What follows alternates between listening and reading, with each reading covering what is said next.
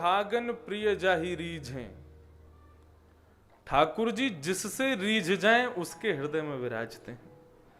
शुकाचार्य जी से रीझ गए तो उनके हृदय में एक श्लोक के माध्यम से पहुंच करके विराज गए और उनको भागवत के सबसे बड़े प्रखर विद्वान वक्ता के रूप में चयन किया। सुखदेव जी ने यही कथा परीक्षित जी को सुनाई तो प्रश्न आया, ये परीक्षित कौन है? और यहां से महाभारत का प्रसंग शुरू होता है। बहुत ध्यान से सुनिएगा। महाभारत का उपसंहार, अंतिम क्षण भागवत में यहां से शुरू है। परीक्षित कौन है?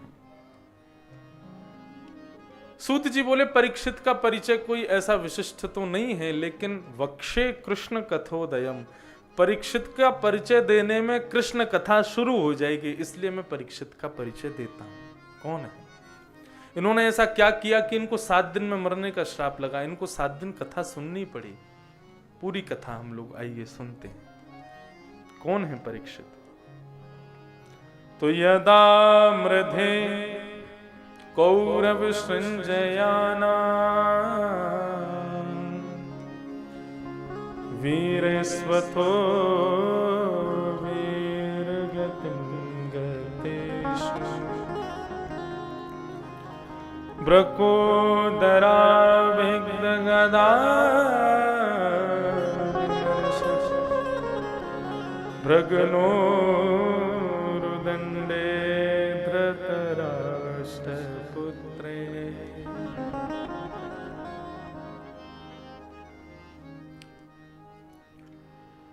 महाभारत का युद्ध अपने अंतिम स्थिति में चल रहा है।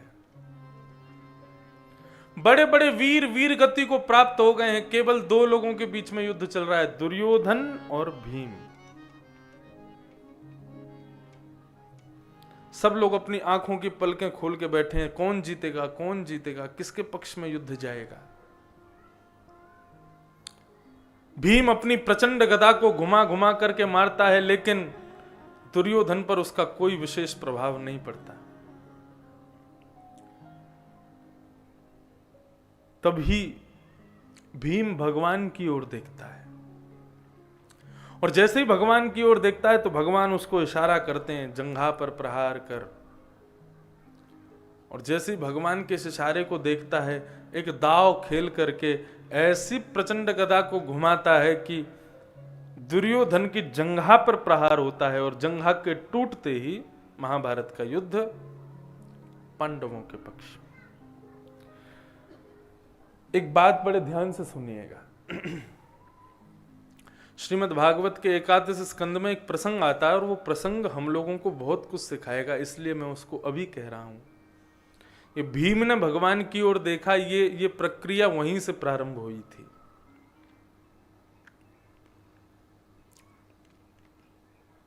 द्वारिकाधीश द्वारिका में बैठे थे, तभी उनके पास में 2 निमंत्रण पत्र आए एक साथ। एक निमंत्रण पत्र तो आया, हस्तिनापुर में समस्त पांडव अश्वमेध यज्ञ कर रहे हैं, उसमें भगवान को पहुंचना है यज्ञ में। और नीचे युधिष्ठिर जी ने लिखा था, कम से कम 25,000 राजकुमारों को अपने साथ लेकर के आइएगा। भगवान सोचने लगे 25,000 राजकुमार कहां से आएंगे। इतने में ही दूसरा निमंत्रण पत्र आया। ये एक महामंत्री लेकर के आया कि मगध नरेश, बिहार के राजा जरासंध, यानी कि आपके मामा के ससुर जी, भगवान के मामा कंस, कंस के ससुर जी जरासंध। जरासंध ने अपने यहां पर 20,000 राजकुमारों को बंदी बना करके रखा है। उन 20,000 राजकुमारों ने आपसे विनती की है कि आप उनको जाकर के मुक्त करो। भगवान ने दोनों पत्रों को एक साथ देखा और कहा कि काम बन गया। जरासंध के यहां जाएंगे, जरासंध को मार के वहां से राजाओं को मुक्त करके और सीधे हस्तिनापुर में अश्वमेध यज्ञ में पहुंचेंगे। भगवान ने भीम और अर्जुन दोनों को बुलाया, बोले दोनों आ जाओ, दोनों मेरे साथ चलना तुम लोग। कहां? जरासंध के पास। भगवान रूप बदल करके गए। इसने 17 बार चढ़ाई की थी मथुरा पर, जरासंध ने। और भगवान ने 17 बार हरा दिया था। 18वीं बार जब जरासंध आया तो भगवान रण छोड़ करके द्वारिका भाग गए, क्योंकि ब्राह्मणों की सेना लेके आया था। हर बार राक्षसों की सेना लेके आता था तो भगवान सबको मार देते थे, इसको छोड़ देते थे। दाऊ दादा से कहते सबको मारो और इसको छोड़ दो। बोले क्यों? बोले इसको छोड़ते जाएंगे बदला लेने की भावना से और राक्षसों को इकट्ठा करके लाएगा, सबको हम मारते रहेंगे। लेकिन बार बार हारने के बाद में जरासंध ने कहा कैसे हराया जाए। तब किसी ने कहा तुम्हारा कृष्ण शत्रु जो है ये ब्राह्मण गौ प्रेमी है। अब की बार अपनी सेना में राक्षसों को नहीं, वेद पाठी कर्मकांडी ब्राह्मणों को लेकर के जाना, और हाथ में शस्त्र नहीं शास्त्रों को लेकर के जाना। फिर देखना तुम्हारा कृष्ण लड़ने की जगह भाग जाएगा। ठीक है, अब तो भगवान सुबह सुबह तैयार हो गए, जरासंध सेना लेकर के आ रहा है। तभी भगवान ने देखा अरे राम ये कौन आए? बड़ी बड़ी चोटियों वाले ब्राह्मण, धोती पहने बगलबंदी पहने, भगवान को अति प्रिय ब्राह्मण, हाथों में वेद शास्त्रों को लेकर के खड़े हैं, रुदन कर रहे हैं प्रभु हमारी रक्षा करो। क्यों? बोले इसने कहा है यदि मैं इस बार हार गया तो इसकी जो सेना हर बार युद्ध में आती थी वो हम सबके घर पर हमारे बालकों और पत्नियों के ऊपर तलवार लेके खड़े, यदि इस बार जरासंध हारा तो सबको मार देगा। भगवान बोले और जीतने के लिए क्या कहा? बोले जीत गया तो हमको इतना धन देगा कि हमको कहीं जाने की जरूरत नहीं। भगवान बोले ठीक है। तो युद्ध तो क्या, युद्ध मैदान में खड़े खड़े ठाकुर जी ने बलराम जी का हाथ पकड़ा और एक पर्वत पर चढ़ करके वहां से छलांग मार करके रण छोड़ के भाग गए। लड़े ही नहीं, युद्ध ही नहीं किया। इसलिए आज भी आप लोग द्वारिका जाएंगे तो द्वारिका में आज भी कीर्तन किया जाता है, द्वारिका मां कौन छे? तब कहेंगे राजा रण छोड़ छे। कौन राजा? बोले रण छोड़ राजा बैठा है यहां पर। ये जरासंध की वजह से रण छोड़ बने थे। तो भगवान ने कहा भैया हम तो रण छोड़ के भागे तो अपने वास्तविक रूप में नहीं जाएंगे, रूप बदल के जाएंगे। और तब से जरासंध का एक नियम बन गया, क्या ब्राह्मणों की वजह से जीता ना, तो वो सुबह सुबह खड़ा हो जाता है और ब्राह्मणों को मुंह मांगा वरदान देता है, जो मांगोगे सो दूंगा। उन्हीं ब्राह्मणों की कतार में भगवान कृष्ण, भीम और अर्जुन, ये तीनों भी ब्राह्मण बन करके गए। और जैसे ही जरासंध के सामने पहुंचे, जरासंध ने प्रणाम किया, पैर प्रक्षालन किए, पैर धोए, अभिषेक किया पैरों का और कहा जय हो भूदेव, आज्ञा करें मैं आपकी क्या सेवा करूं, क्या दूं आपको? भगवान बोले युद्ध, युद्ध चाहिए तुमसे। जरासंध खड़ा होकर के पहले तो खूब हंसा और फिर अपने सिंहासन पर बैठ करके कहता है कि इतने ब्राह्मणों के बीच में रहता हूं मैं, इस बात को दावे से कह सकता हूं कि ब्राह्मण दुनिया की कोई भी वस्तु मांग लेगा लेकिन युद्ध कभी नहीं मांग सकता। युद्ध तो केवल क्षत्रिय के रग में होता है। आप निश्चित ही क्षत्रिय हैं, मैं कुछ नहीं कहूंगा, अपना रूप दिखाइए, कौन है आप? आपने युद्ध मांगा, ब्राह्मण के रूप में मांगा, युद्ध तो मिलेगा, लेकिन पहले देखूं तो सही कौन हो। तब भगवान ने अपना मुख दिखाया। जरासंध बोलता है भगोड़ों के संग नहीं लड़ता मैं, रण छोड़ के भाग गए थे, अब युद्ध करने आए हो? हाँ भाई तुम दिखाओ। अर्जुन ने अपना मुख दिखाया, बोले बच्चों के संग भी नहीं लड़ता मैं, तुम अभी छोटे हो मेरे आगे। 10,000 हाथियों का बल था जरासंध में, साधारण नहीं था वो। अब अकेला बचा भीम। भीम के हाथ पांव कांपे। भगवान बोले घबरा मत, तू मुख दिखा। जैसे ही भीम ने अपना रूप दिखाया बोले हाँ इससे करूंगा मैं युद्ध। भीम बोला ये होलिका का सीताफल में ही बन गया। भगवान बोले चिंता क्यों करता है, मैं हूं ना तेरे साथ। अब तो महाराज उसने कह दिया कि रात्रि होते ही तुम लोग मेरे मेहमान हो, तुम्हारी खूब खातिरदारी करूंगा, लेकिन सूर्य उदय होते ही तुम लोग मेरे शत्रु हो। रात्रि में खूब 56 भोग पवाए, सब बढ़िया से हो गया, रणभूमि तैयार हो गई। अकेला भीम और जरासंध दोनों का युद्ध होगा।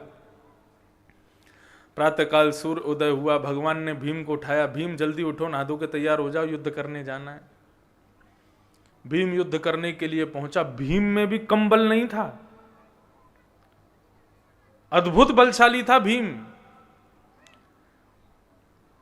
भीम अपने पूरी शक्तियों का, बल का प्रयोग करते हुए मुष्टिक बना करके जैसे ही प्रहार करता, जरासंध खड़ा ही रहता, उस पर कोई असर नहीं। और जरासंध केवल अपने एक पंजे का प्रहार करता, भीम को 2 पटक लग जाती वहीं पे। फिर उठता, फिर लड़ता, जरासंध उठा उठा के फेंकता उसको, पूरे दिन पीटता भीम को। और भगवान और अर्जुन एक कोने में बैठे, कभी केला खा रहे हैं, कभी रसगुल्ला खा रहे हैं, कभी आनंद ले रहे हैं। रात्रि में भीम बेचारा अपने मल्लम पट्टी करता हुआ, अपने सिकाई करता हुआ बैठा रहता। भगवान और अर्जुन दोनों पूरे दिन पा ही रहे हैं, कुछ ना कुछ खाते ही जा रहे हैं। बोला मैं इतना पिट रहा हूं और तुम लोगों को यहाँ भोजन मिल रहा है, बढ़िया 56 भोग खा रहे हो, अरे मेरे पे तो ध्यान दो थोड़ा। तब भगवान ने उसको कहा, भीम तू युद्ध तो करता है, लेकिन अपने उस युद्ध के मध्य में कभी भी मेरी ओर दृष्टि नहीं डालता। अरे अपने युद्ध के बीच में कभी कभी मेरी ओर देख लिया कर। भागवत के सिद्धांत के अनुसार इस बात को समझिएगा। ये जरासंध कौन है? जरासंध है कर्म, हम जो करते हैं। और भीम कौन है? भीम है हम सब जीवात्मा। प्रातःकाल सूर्य उदय होते ही इस कर्म के शत्रु हैं हम। ये उठा उठा के फेंकता है हमको, कभी ये करेगा, कभी कुछ मंदी। दिन में सवेरे उठते ही कोई ना कोई चिंता एक जीवन में आई जाती है। खूब लड़ाई होती है हमारी, पूरी रात तक हमसे युद्ध करता ही रहता है, लेकिन फिर भी कितना भी युद्ध करो शाम को नींद आ जाती है। इसका मतलब वो हमें अपना मेहमान मान लेता, अब आराम करो। लेकिन वो सुबह का इंतजार करता है, तुम सुबह उठे नहीं, नहा धो के तैयार हुए नहीं, वो फिर से आक्रमण कर देगा। तो भगवान कहते हैं कर्म से जीवात्मा की लड़ाई चलती रहेगी, लेकिन यदि जीतना चाहते हो तो बीच बीच में मेरी ओर देख लिया करो। बीच बीच में मैं कोई जिताने नहीं आऊंगा, लेकिन हां जीतने के लिए बल जरूर प्रदान करूंगा। ये भागवत की कथा, गीता के उपदेश, रामायण की कथाएं, ये सब क्या है? ये हमारे जीवन से कभी दुख को दूर नहीं करेंगी, लेकिन उस दुख से लड़ा कैसे जाए, उस दुख को जूझा कैसे जाए, उनके सूत्र जरूर बता देंगे। भगवान ने भीम को कहा कल मेरी ओर देखना, तब युद्ध करना हो। ठीक है, अब दूसरे दिन लड़ाई शुरू हुई। महाराज भीम ने फिर जरासंध ने उठा उठा के फेंकना शुरू किया, तो भीम ने भगवान की ओर देखा। जैसे भगवान की ओर देखा तो भगवान ने एक वहां पत्ता था, उस पत्ते को तोड़ के बीच से अलग कर दिया। भीम समझ गया, बोले कि इसको तो भैया बीच से चीरना पड़ेगा, भगवान आज्ञा कर रहे हैं। ऐसा दांव खेला कि जरासंध के दोनों पैरों के बीच में भीम पहुंच गया और अपने बलशाली भुजाओं से उसके चरणों को पकड़ करके और जोर से जैसे खींचा है, बीच से जरासंध अलग हो गया। और जैसे ही अलग हुआ, मर गया। अब तो महाराज भीम प्रसन्न हो गया, अपनी भुजा उठाने लगा, मैं जीत गया, मैं जीत गया, मैं जीत गया। भगवान उसकी ओर देख रहे थे, बोले पीछे देख। जैसे ही पीछे देखा तो फिर से मुष्टिक तैयार करके और जरासंध खड़ा था, फिर मारने शुरू कर दिया उसने। पिट पिटा के शाम को आया, भगवान के पास आया, बोले कि मैंने तो आज आपको देखा था, फिर भी हार गया। बोले मेरे को देखा तो था, लेकिन किस भावना से देखा था? जीतने की भावना से देखा था। मानव कर्म से युद्ध करता है, लेकिन उसी मध्य में यदि भगवत दर्शन करने जाता है तो किस लिए जाता? टेकरी हनुमान किस लिए गए थे? बोले अपना काम बनवाने के लिए गए थे। बिना किसी कामना के भगवत दर्शन नहीं करते क्या हम लोग? अरे हमारे घर पर भी यदि कोई अपनी काम बनवाने के लिए बार बार आता है ना, तो एक बार को हम भी द्वारपालों से कहते हैं कल को आवे तो इसको भगा देना यहां से। रोज आ जाता है हमारे घर पे, हमारा ये काम करवा दो, हमारा वो काम करवा दो, इतना रुपया दे दो, इतना ब्याज दे दो, इतना ये दे दो। ऐसे ही भगवान के पास भी तुम बिना सब कामों के लिए ही जाओगे तो भगवान भी खड़े हैं मूर्ति की तरह, देखेंगे नहीं तुम्हारी तरफ। अकाम, बिना किसी कामना के। यही बात भीम को बोले, बिना किसी कामना के मुझे देख, फिर देख क्या होगा। फिर युद्ध प्रारंभ हुआ और आज जैसे बिना किसी कामना के पूर्ण शरणागत भाव से भीम ने जब दर्शन किया भगवान का, तब भगवान ने दोनों पत्ते अलग करके विपरीत दिशा में फेंके। समझ गया, बोले कि ओहो विपरीत दिशा में फेंकना है, तो बीच से जरासंध को अलग किया और जब विपरीत दिशा में फेंका, उसका शरीर बार बार उछल के एक होने का प्रयास करता है, लेकिन विपरीत दिशा होने के कारण एक नहीं हो पाया और जरासंध की मृत्यु।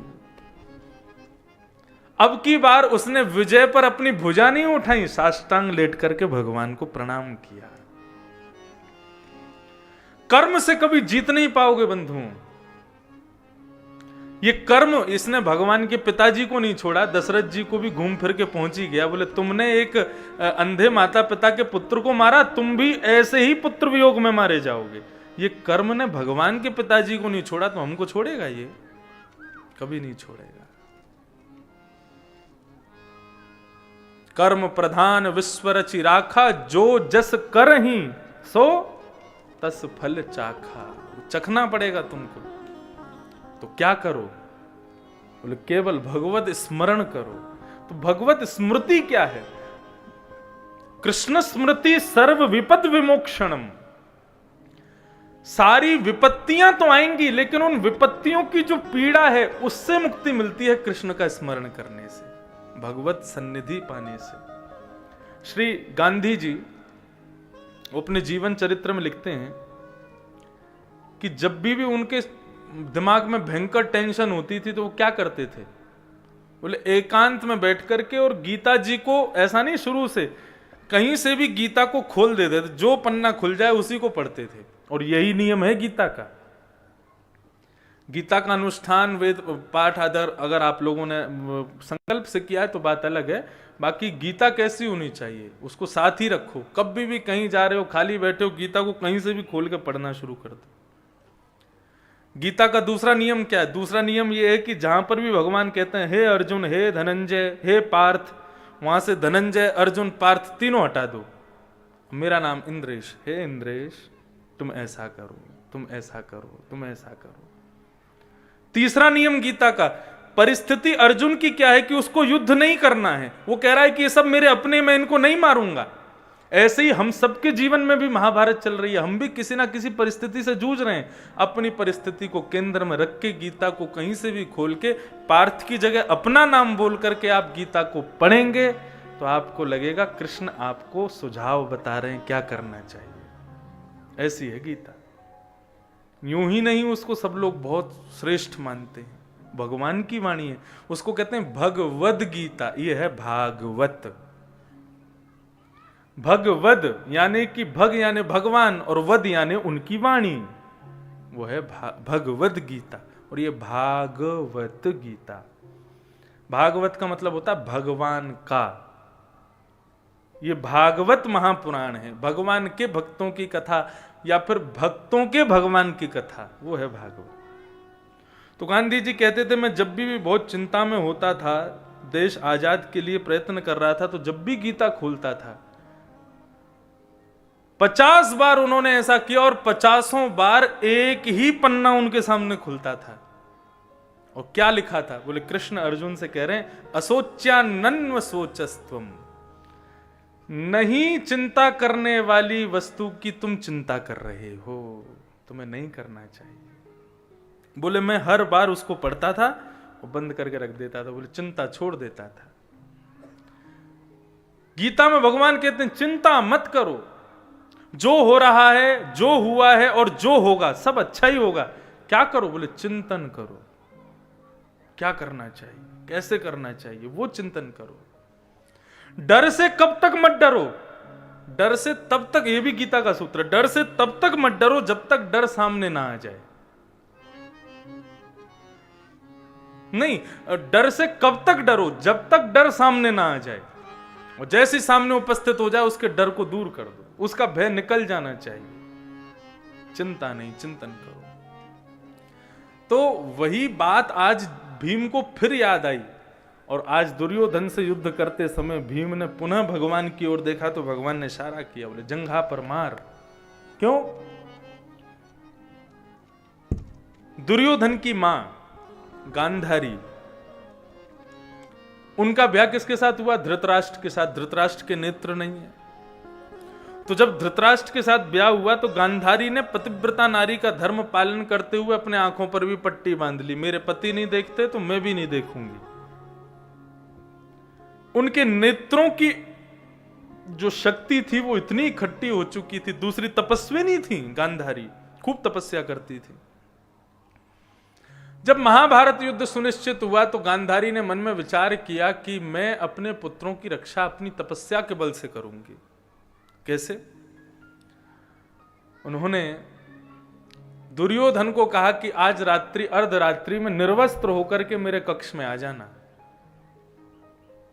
भाव तो गांधारी का यह था, निर्वस्त्र होकर आएगा, मैं अपने आंखों की पट्टी खोल के इसको देखूंगी। इतने वर्षों की इकट्ठी पुंजित का जो नेत्रों की शक्ति मेरे पास है, मेरी तपस्या की शक्ति मेरे पास है, उससे मैं इसको लोह का बना दूंगी, तो कोई मार ही नहीं पाएगा। अब निर्वस्त्र होकर के दुर्योधन जा रहा था अपनी मां के कक्ष में। इतने में ही भगवान द्वारिकाधीश पहुंच गए और उसको निर्वस्त्र देख करके कहते राम राम राम राम राम राम, इतनी बड़ी उम्र हो गई तेरी और अभी भी निर्वस्त्र घूमता है। अब तो वो छुपाने लगा अपना बदन। बोले मुझसे मां ने कहा था। बोले मां ने कहा था निर्वस्त्र होके आना, इसका मतलब वस्त्र मत पहनना, तूने तो सब कुछ उतार दिया। अरे कुछ नहीं तो कॉपीन तो पहन ले। बोले अब कहां से कॉपीन लाऊं? तो वहां केले का एक पेड़ लगा था, भगवान ने उसका पत्ता तोड़ के दे दिया। बोले ले इसको पहन ले, कटी भाग तो ढक ले कम से कम। ऐसे ही जब कटी भाग को ढक करके और दुर्योधन पहुंचा, गांधारी ने कहा बेटा आ गए? बोले हाँ मां आ गया। बोले निर्वस्त्र होके आए? बोले हाँ जी निर्वस्त्र होके आया। इतने में गांधारी ने अपने नेत्रों की पट्टी खोली और अपनी समस्त तपस्या, अपनी समस्त ओजस्वी तेजस्वी अपनी नेत्रों की शक्ति को इकट्ठा करके जैसे ही नेत्र खोले तो उसका संपूर्ण अंग लोह के समान बलवान हो गया, लेकिन जितने अंग पर वो केले का पत्ता था वो रह गया। गांधारी बोली अरे मूर्ख ये क्या किया, तू निर्वस्त्र होके क्यों नहीं आया? बोले मां इतनी बड़ी उम्र में कोई कॉपीन तो पहन के आनी चाहिए। तो बोले जैसा कहा था वैसा करना था ना, अब तेरी मृत्यु का कारण यही जंघा बनेगी, क्योंकि ये लोह की नहीं है। और आज जब महाभारत युद्ध में अंतिम समय चल रहा था तब भगवान ने इशारा किया भीम को, बोले यहां मार तभी मरेगा ये। जैसे ही जंघा पर मारा है, जंघा की हड्डी टूट गई, अपंग हो गया दुर्योधन। जैसे ही नीचे गिरा, बहुत देर तक नहीं उठा। महाभारत का युद्ध समस्त पांडव जीत गए। डुमडुमियां बजने लगी, नगाड़े बजने लगे, सेनाइयां बजने लगी, आनंद हिलोर होने लगी। पांडवों को गोद में उठा लिया, भगवान आनंदित हो गए, जीत गए पांडव। लेकिन सुख जब आता है तो सुख के पीछे पीछे संकट भी आता है। संपूर्ण महाभारत के युद्ध में बलराम जी नहीं थे। क्यों? कृष्ण बलराम के भैया और दुर्योधन कौरवों का राजा, ये दुर्योधन बलराम जी का शिष्य था। इसने बलराम जी से ही गदा चलाना सीखा था। तो बलराम जी ने कहा भाई महाभारत युद्ध में हम किस पक्ष में रहें? एक में तो भैया है, एक में शिष्य है। बोले हम रहेंगे ही नहीं, हम तीर्थ यात्रा पे जाएंगे। तीर्थ यात्रा पर थे तभी श्री नारद जी महाराज पहुंच गए नमक मिर्च लेकर के और कहा कि आपके शिष्य की जंघा पर प्रहार किया। धर्म युद्ध में नाभि छिद्र से नीचे प्रहार करना वर्जित है, और आपके ही भैया की आज्ञा से महाभारत युद्ध में भीम ने दुर्योधन की जंघा पर प्रहार कर दिया, आपके रहते हुए। अब तो महाराज बलराम जी को क्रोध आया, तुरंत अपनी माला झूली छोड़ी, हल मूसल उठाए और दौड़े महाभारत युद्ध की ओर। अच्छा आपको एक बात बताएं, दोष, सूतक, पातक, ये सब कब तक नहीं लगते? जब तक उनकी जानकारी आपको ना हो। जैसे कि आप भोग में कुछ ऐसे व्यंजन का भोग लगाते हैं जिसका भोग वर्ज्य है, लेकिन अभी तक लगाते आए हैं, तभी आपको किसी कथाकार ने प्रमाण सहित बता दिया या किसी विद्वान ने प्रमाण सहित बता दिया कि भाई इन वस्तुओं का भोग नहीं लगाना चाहिए। तो उसके बाद लोग क्या करते हैं? भयभीत हो जाते हैं, अरे राम हमसे पाप हो गया। आज तक नहीं, अभी तक आपको अज्ञात थे तो उसका उस क्रिया का पाप नहीं लगेगा। लेकिन सावधानी से सुनना, अब ज्ञात हो गए हो, अब के बाद यदि किया तो पहले जितनी बार किया था उन सब का भी पाप बन के एक संग लगेगा। फिर ऐसे ही यदि कोई विदेश में कोई व्यक्ति है और उसके परिवार में किसी व्यक्ति की मृत्यु हो जाए और वो किसी धर्मानुष्ठान में बैठा है दूर, तो धर्मानुष्ठान में आपको बैठने का अधिकार नहीं है जब सूतक लग जाते हैं तो। लेकिन यदि उसको पता नहीं चले कि मेरे घर में कोई घटना हो गई है, कोई सूतक का कोई क्रम आ गया है और वो अनुष्ठान में बैठा है, तो वो अनुष्ठान खंडित नहीं होगा जब तक उसको पता नहीं चलेगा। ऐसा हुआ है, एक बार हम विदेश में कहीं कथा कर रहे थे तो परिवार में एक बड़े बुजुर्ग वयोवृद्ध चले गए तो सूतक लगे, तो मुझे किसी ने बताया ही नहीं, वहां कथा चलती रही।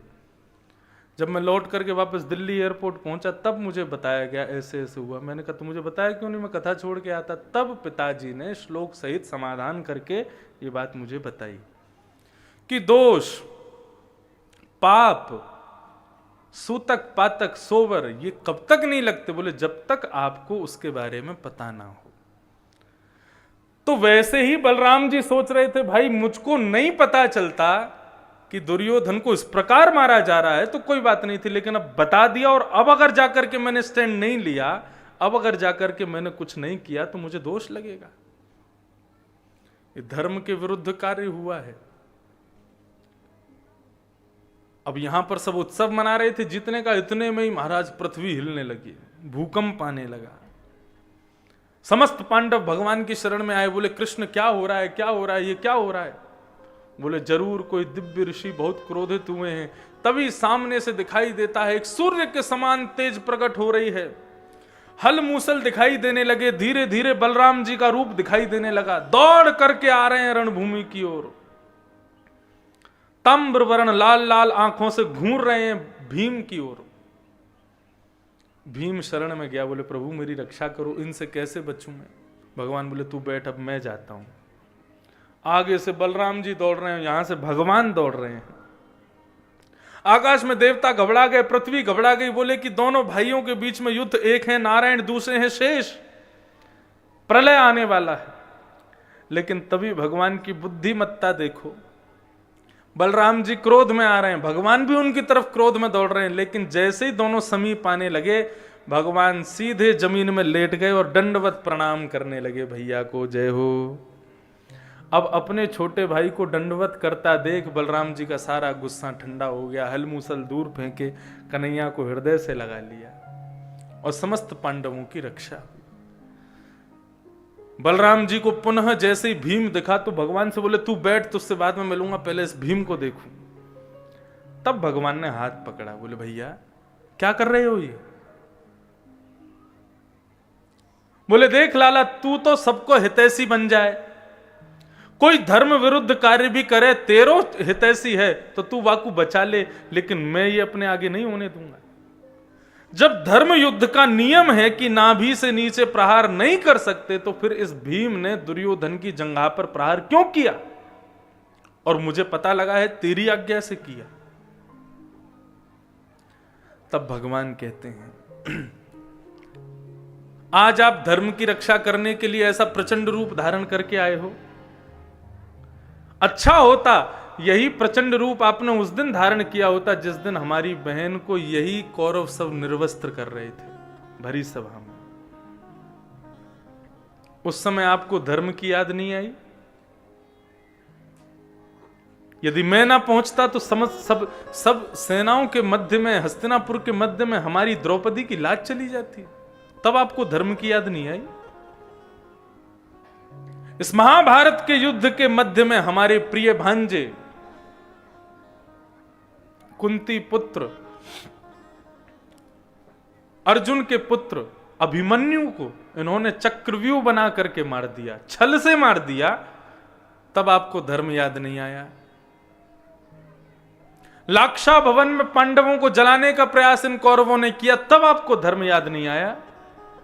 बेचारे एक समय की रोटी के लिए भी तरसते थे ये सब पांडव, और इनके यहां भोजन करने के लिए हजारों शिष्यों के साथ इसी भीम ने भृगु ऋषि को भेज दिया, तब आपको धर्म याद नहीं आया? और आज जब भीम के साथ में अधर्म हुआ तो आप यहां पर बलवान बन के आ गए धर्म की रक्षा करने के लिए। और भगवान क्या कहते हैं? बोले भीम जैसे विधर्मी को मारने के लिए, भीम जैसे अधर्मी को मारने के लिए यदि अधर्म का सहारा लिया जाए तो वह भी धर्म है। इसको मारना ही धर्म है। विधर्मियों के लिए धर्म का पालन करेंगे हम।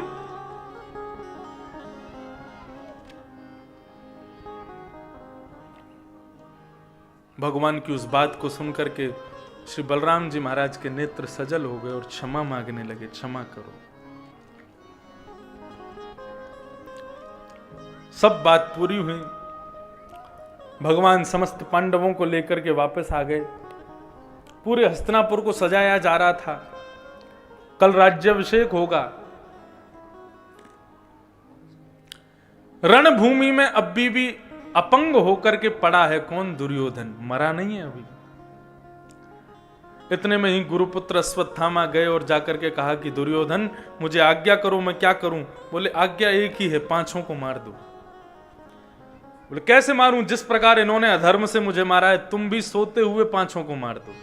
अधर्म से ही मार दो, विधर्म से ही मार दो। सोते हुए 5 पांडवों को मारने की इच्छा अश्वत्थामा के हृदय में प्रकट हुई। इसके पीछे भी एक कथा है। क्या कथा है? बोले दुर्योधन ने कहा कि पांचों को अधर्म से मार दो। तब अश्वत्थामा एक वृक्ष के नीचे लेटा था। उस वृक्ष के ऊपर कोयल का घोंसला था। कौवे और कोयल के बच्चे सोए थे।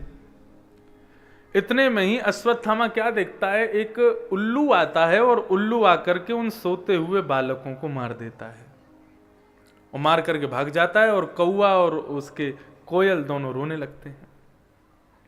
अश्वत्थामा तब कहता है हाँ ये प्रक्रिया ठीक है। ये जागते हुए पांडवों को तो नहीं मार सकते हम, क्योंकि कृष्ण भी साथ रहते हैं। सोते हुए तो ये सब अलग अलग शिविर में सोते हैं, सोते हुए इनको मार सकता हूं मैं। उल्लू का सबसे बड़ा शत्रु होता है कौवा। वो आज भी जहां उल्लू बहुत ज्यादा होते हैं वहां कौवा नहीं मिलेंगे। क्यों? बचपन में पंचतंत्र की कथा पढ़ते थे, चाचा चौधरी की कथा, पंचतंत्र की कथा, उनमें ही कथा आती थी। पक्षियों का राजा कौन है? पक्षियों का राजा है गरुण, भगवान का वाहन। अनेक वर्षों तक गरुण जी वाहन राजा रहे पक्षियों के। लेकिन एक दिन पक्षियों ने आपस में मीटिंग की। बोले हमारा राजा बहुत व्यस्त रहता है, हमको कभी समय ही नहीं देता। वो 24 घंटा भगवान के पास रहता है, क्या करें? बोले राजा बदल दो। बोले किसको राजा बनाए? बोले आज तक तो राजा हमारा नारायण का वाहन था, अब राजा बनाओ लक्ष्मी के वाहन को। लक्ष्मी का वाहन कौन? उल्लू। बोले उसी को अपना राजा बनाओ। जैसे ही लक्ष्मी को वाहन को उल्लू बनाने की प्रस्ताव रखा, सबने राजी कर दिया। अब तो महाराज तीर्थों का जल मंगाया गया, कुओं का जल मंगाया गया, बढ़िया व्यवस्था की जा रही है। क्यों? राज्याभिषेक होगा किसका? बोले उल्लू का।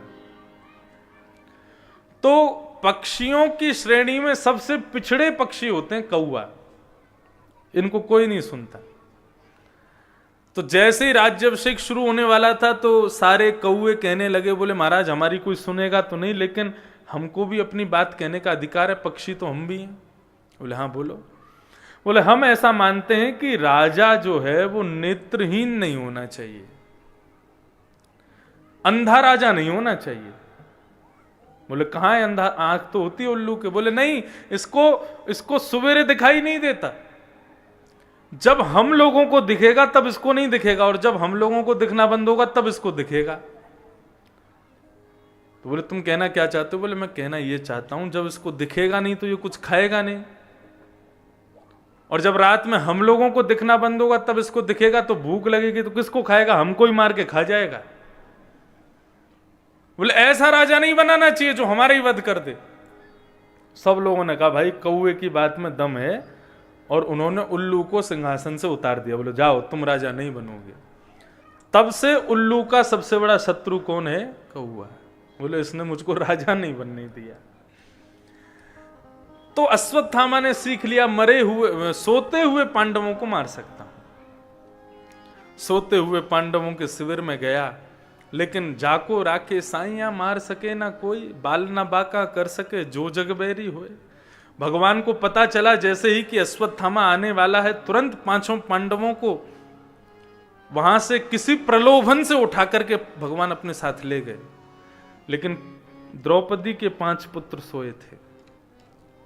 अश्वत्थामा ने जाकर के उन 5 का सर धड़ से अलग कर दिया, अंधेरे के कारण दिखाई नहीं दिया। उन 5 के सर को एक वस्त्र में बांध करके और दुर्योधन को दिखाने ले गया।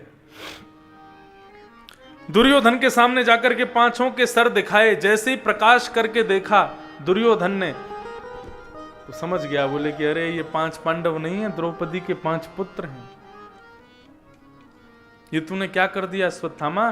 तेने तो पूरा हमारा वंश ही नष्ट कर दिया। प्रातःकाल का समय हुआ, शिविर से खून की रक्त की धार बह रही है और द्रुपद सुधा बैठ करके रुदन कर रही है।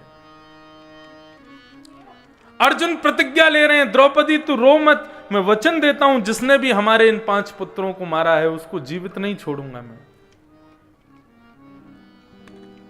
भगवान के रथ पर आरूढ़ होकर के सीधे अश्वत्थामा के शिविर की ओर जाने लगे। अश्वत्थामा, कृतवर्मा यही तो बचे थे। अश्वत्थामा की ओर जाने लगे तो अश्वत्थामा को लगा शायद इनको पता चल गया है मैंने मारा है 5 को, तो वो भी अपने रथ में बैठ करके दौड़ने लगा और आगे जाकर के उसने अर्जुन की ओर ब्रह्मास्त्र छोड़ दिया। ब्रह्मास्त्र को अपनी ओर आते देख भगवान की शरण गया अर्जुन को भगवान ने आदेश किया, बोले घबरा मत, तू भी ब्रह्मास्त्र छोड़। दोनों ब्रह्मास्त्र आपस में टकराए, शांत हो गए। दौड़ करके अर्जुन ने उसके रथ को पकड़ लिया, अश्वत्थामा के केश पकड़ करके नीचे उतार लिया, उसके हाथों को अपने रथ के चक्के से बांध दिया और घसीटते हुए ले जा रहा है हस्तिनापुर। जैसे ही द्रौपदी ने देखा कि गुरुपुत्र अश्वत्थामा, रुदन करने लगी और क्या कह रही है? तथा हतं पशुवत् पाशबद्धं मवाङ्मुखं कर्मजुगुप्सितेन निरेक्ष्य कृष्णापकृतं गुरुसुतं वामस्वभावा कृपयाननाम च। मुच्यताम एष ब्राह्मणो नितराम गुरु। अर्जुन इसको छोड़ दो, ये ब्राह्मण है और ब्राह्मण हमारा गुरु होता है। ये गुरुपुत्र है और ब्राह्मण है, इसको मत मारो। अर्जुन कहता है तुम कैसी बात कर रही हो, तुम्हारे 5 पुत्रों को इसने मार दिया और तुम कह रहे हो उसको छोड़ दो। द्रौपदी कहती है मैं अनुभव से बोल रही हूं। कैसा अनुभव? बोले पुत्रों के मरने का जो कष्ट होता है उसके अनुभव से बोल रही हूं। यदि इसको मार दोगे तो इसकी मां को भी वही पीड़ा होगी जो मुझे हो रही है। मुझे जो पीड़ा हो रही है वो मैं क्यों किसी और मां को दूं? इसको मत मारो। अर्जुन कहने लगा मैं तो नहीं छोड़ूंगा। तो बोले ठीक है इसको मार दो, लेकिन शर्त है अर्जुन, इसको मारने के बाद मेरे 5 पुत्र जीवित हो जाने चाहिए। क्या होंगे? नहीं हो पाएंगे। तो फिर क्यों मार रहे हो? मत मारो। ब्रह्म हत्या का दोष अपने ऊपर मत लो, इसको छोड़ दो। सबसे पूछा अर्जुन ने, सबने पृथक पृथक बातें कही। अंत में भगवान से पूछा तो भगवान ने तो विचित्र ही उत्तर दिया। भगवान क्या कह रहे हैं? अर्जुन, कुंती तुम्हारी, वो द्रौपदी तुम्हारी पत्नी है, इसकी बात तुमको माननी चाहिए। लेकिन भीम कह रहे हैं कि तूने छोड़ दिया तो वो मार देगा, तो उसकी बात भी मानो। युधिष्ठिर तुम्हारे बड़े भैया हैं, उन्होंने मना किया है मत मारो तो उनकी बात मानो, लेकिन प्रजा कह रही है मारो मारो मारो तो प्रजा की बात का भी मान तो रखना चाहिए। और मुझसे यदि पूछ रहे हो तो भैया मैं यही कहूंगा, ब्राह्मण कैसा भी क्यों ना हो उसको मारना नहीं चाहिए, और बालकों को मारने वाला कोई भी क्यों ना हो उसको छोड़ना नहीं चाहिए। और अंत में क्या कहते हैं, तुमने भी तो प्रतिज्ञा ली है कि तुम जीवित नहीं छोड़ोगे। क्षत्रिय अपनी प्रतिज्ञा को पूरा नहीं करता तो 2000 वर्ष के लिए नरक जाना पड़ता है। अब कर लो जो तुम्हारे मन में आवे। अर्जुन बोला आधा पागल मैं पहले से ही था, पूरा पागल आप कर दोगे मेरे को। ये कोई निर्णय होता है? मार भी दो छोड़ भी दो, छोड़ भी दो मार भी दो, ये कोई निर्णय नहीं है। बंधुओं देखो, एक बात बिल्कुल सावधानी से सुनना, सब लोग इधर देखो। भगवान जब भी बोलते हैं तो उनकी बात आप चाहे गीता में पढ़ोगे चाहे, वो हमेशा पहेली जैसी बोलते हैं। भगवान सीधी बात कभी नहीं बोलते, सदैव एक उलझन जैसी छोड़ेंगे। अब सुलझाने का काम तुम्हारा।